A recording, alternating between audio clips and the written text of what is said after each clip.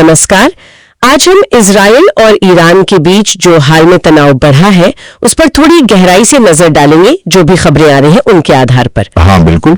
और इसमें अमेरिका का क्या रोल रहा है, खासकर वो पूर्व राष्ट्रपति ट्रंप की बातों का जिक्र है, और क्या अमेरिका ने सच में हवाई हमलों की कोई योजना बनाई थी ईरान पर। ये सब मुद्दे काफी अहम है समय। तो कोशिश यही है कि ये जो पूरा पेचीदा मामला है इसकी वजह है, क्या क्या हुआ और आगे क्या हो सकता है, इसको थोड़ा समझे। तो शुरुआत करते हैं। ये मामला गरमाया पिछले शुक्रवार को, है ना? जी हाँ। जब इजराइल ने हमला किया। जी हाँ, कथित तौर पर इजराइल ने ईरान के कुछ परमाणु और सैनिक ठिकानों पर हवाई हमले किए। यहीं से बात बढ़ी। अच्छा। और फिर ईरान ने भी फौरन जवाब दिया, पीछे नहीं हटे वो। हाँ, उन्होंने भी मिसाइलें दागी। बिल्कुल, बैलिस्टिक मिसाइलें दागी इजराइल पर। खबरों के मुताबिक तो कई इजरायली सैनिक ठिकाने और हवाई अड्डे निशाने पर थे। बैलिस्टिक मिसाइलें? हाँ। ये तो काफी गंभीर बात है। हाँ, इतनी रेंज काफी ज्यादा होती है तो तनाव बढ़ना लाजमी था। और इन हमलों का लोगों पर क्या असर पड़ा, क्योंकि जाने तो गई होंगी दोनों तरफ। हाँ, वो आंकड़े वाकई परेशान करने वाले हैं। ईरान का जो स्वास्थ्य मंत्रालय है वो कह रहा है कि इजरायली हमलों में 220 से ज्यादा लोग मारे गए। 220 बहुत बड़ा आंकड़ा है ये। जी। और दूसरी तरफ इजराइल बता रहा है कि ईरानी हमलों में उनके यहाँ 24 लोगों की मौत हुई है। इतना फर्क, 220 और 24? हाँ, ये जो इतना बड़ा अंतर है ना आंकड़ों में, ये सिर्फ दुखद मानवीय क्षति ही नहीं दिखाता, बल्कि ये भी बताता है कि ऐसे संकट के समय में सही जानकारी मिलना कितना मुश्किल होता है। सही बात है। और कई बार तो सूचनाएं भी, आप कह सकते हैं, लड़ाई का एक हथियार बन जाती हैं। और इसी बीच इजराइल ने एक ऑपरेशन भी किया, ऑपरेशन राइजिंग लायन। हाँ, ये बहुत अहम था। इसके तहत उन्होंने ईरान के नटांज परमाणु संयंत्र पर हमला किया। नटांज, ये तो बहुत सुना है इसके बारे में। ईरान के परमाणु कार्यक्रम का सेंटर माना जाता है ना? बिल्कुल बिल्कुल, इसे ईरान के परमाणु कार्यक्रम का दिल कहा जाता है। तो इस पर हमला करना सिर्फ एक और मिलिट्री एक्शन नहीं था, ये एक तरह का सिग्नल था। हाँ, ये सीधे सीधे ईरान की जो परमाणु महत्वाकांक्षाएं हैं उनको एक तरह से चुनौती देने जैसा था।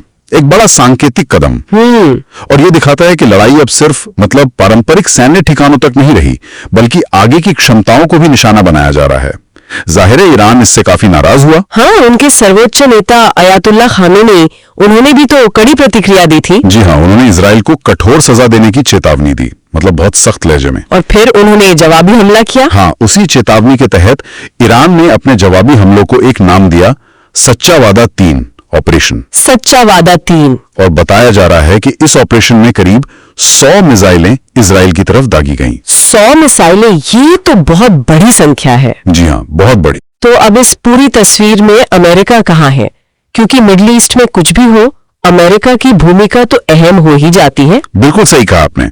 देखिए, जो खबरें आ रही हैं वो ये हैं कि अमेरिका ने इजराइल की तरफ आ रही कुछ ईरानी मिसाइलों को हवा में रोका जरूर। अच्छा, इंटरसेप्ट किया। हाँ, एक तरह से इजराइल की डिफेंस में मदद की। लेकिन अमेरिका अभी तक किसी भी हमले में सीधे तौर पर शामिल नहीं हुआ है, डायरेक्ट एक्शन नहीं लिया है। लेकिन वो बात भी तो है कि पूर्व राष्ट्रपति ट्रंप के बारे में कहा जा रहा है कि उन्होंने ईरान के खिलाफ सीधी सैन्य कार्रवाई का सोचा था। हाँ, ये भी खबरों में आया है कि ट्रंप ने न सिर्फ सीधी कार्रवाई पर विचार किया था, बल्कि खामेनेई को सीधी चेतावनी भी दी थी, ऐसा कहा जा रहा है। तो ये तो मामले को और उलझा देता है। बिल्कुल। देखिए, एक तरफ तो मौजूदा अमेरिकी प्रशासन है जो सीधे टकराव से शायद बच रहा है, दूसरी तरफ ट्रंप के समय की सोच या कथित योजना बिल्कुल अलग दिखती है। तो अमेरिका का ये जो रोल है ना, कि वो पृष्ठभूमि में तो सक्रिय है, मदद भी कर रहा है, लेकिन सीधा दखल नहीं दे रहा, ये एक बहुत महीन संतुलन साधने वाली बात है। और अगर वो सीधे शामिल हो जाता है तो? देखिए, अगर अमेरिका सीधे तौर पर सैन्य कार्रवाई में उतरता है तो फिर इस पूरे क्षेत्र में तनाव विस्फोटक हो सकता है, बहुत ज्यादा बढ़ सकता है। और इजराइल का वो दावा कि उसने ईरान के 1/3 मिसाइल लॉन्चर नष्ट कर दिए हैं, इसका क्या मतलब निकाले? देखिए, अगर ये दावा सही है तो ये ईरान के लिए एक बड़ा झटका तो है ही।